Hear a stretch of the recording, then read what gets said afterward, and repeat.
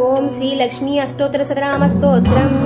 ఓం దేవ్యోవాచ దేవదేవ మహాదేవ త్రికాలగ్న మహేశ్వర కరుణాకర దేవేశ భక్తానుగ్రహకారక అష్టోత్తరం శతం లక్ష్మ్యాః స్తోత్రమిచ్చామి తత్వతః.